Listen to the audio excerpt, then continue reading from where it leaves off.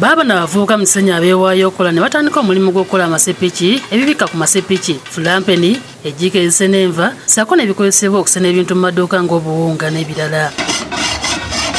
Tukola esepiki, tukola ebijiiko, tukola amasipeeya oba olese kasipeeya ko wana akamotoka sobola kukolera. Abavubuka bano basangibwa mu zooni ya Kasaato mu luka gwa Kisenyi mu kibuga Kampala. Bano abasoma 25 bakulemberwa Alitwa James nga yatandika omulimu gw'okukola amasepiki mu mwaka gwa 2016 nga yatandika n'emitwalo 40 gye yali asomza okuva mu kupoota n'okwetikka emigugu mu Kampala. Natandika kale nga bankozesa nga n'onaabira mu kintu naye nga bakukozesa.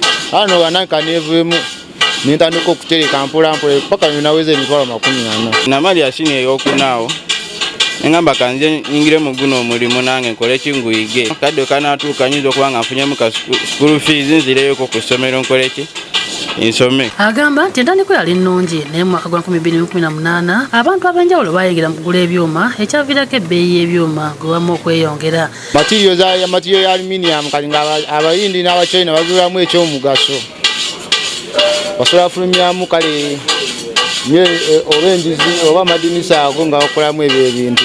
Emali twatujugula ku ssente ntono nnyo naye kati okuva bajja bainvesita mali ne bagirinyisako waggulu.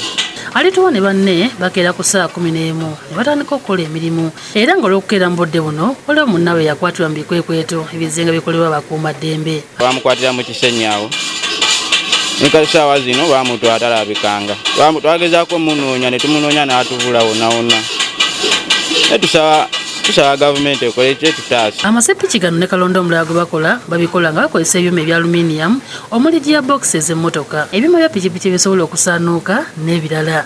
Alituwa agamba nti wakati w'okumakya n'essaawa ez'omutonto abeera akoze amasepiki 200 okusinziira ku bipimo eby'enjawulo. Okwera saawa 10 saawa emu kitundu nga nayedde esepiki kati nga abula babatandise dde okubeza esepiki.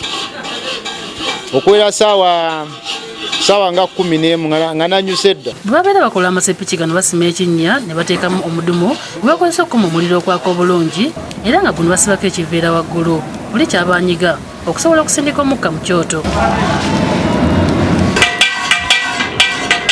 Muliro guno mwe bateeka ekikebe olwo ne batandika okusuulamu ebyuma. Ebyuma bino nga bwolaba ebitandika okutokota bafuna ettaka ebbisi, esepiki, ejjiiko oba ekisena obuwunga okusinziira ku kyayagala okuweesa n'obubaawo obwawolebwa obulungi. Asooka n'ateeka ettaka mu kintu kyayagala okukola nga bwakatira okulaba nga temusigalamu mabanga n'akivuunika olwo n'akiggyako.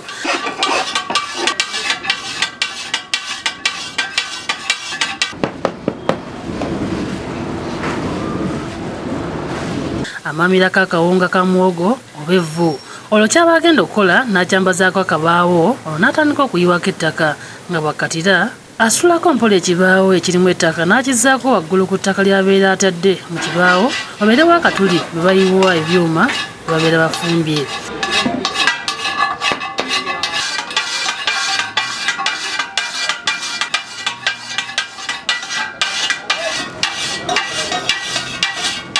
Esepiki ya lita 5 bagikozesa kilo 6 ez'ebyuma. Mu lufumba lumu lwokka osobola okukola esepiki eziri wakati w'10 ne 15. Mu kaseera katono esepiki eba emaze okwebumba obulungi. Bajjako ekibaawo ekyokungulu ne bakozesa amagala ennene okuvuunula kyabeera bikidde mu ttaka omwo.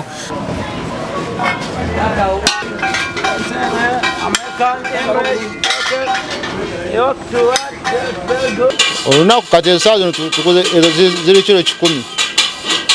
Twatandise saawa 2 kasaawa zino zigenda bwera saawa 7 biweddewo tunoonya byuma birala tewali. Abavubuka bano emirimu gino bagyegabanyamu nga waliwo afumba waliwo abumba yebakolera asalako obubeera buyiseemu nga buli mulimu we gubeeramu okusomoozebwa n'ogw'abavubuka bano gulina ebigusoomooza.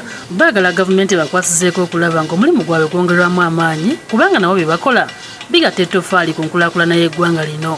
Ffe tuli basajja bakozi kyensaba naffe mutereko omukono kale batuzimbyeko nnyo akayumba ffe tulina sente tulina kapita amala ganaffe tusika ku mukono sobole okwongerayo ekintu kyaffe mu maaso kuba esooka tuli bangi ate tulaba ne banaffe abalala balyagadde otweyungako naye ensonga ya kapito tajja sobola tutubeezaawo ffenna. Ebbeeyi y'ebintu bino bye bakola esinziira ku munene bw'ekyo omuguzi ky'aba yeetaase. Buli sepiki erina bbeeyi yaayo, buli saizi y'esepiki.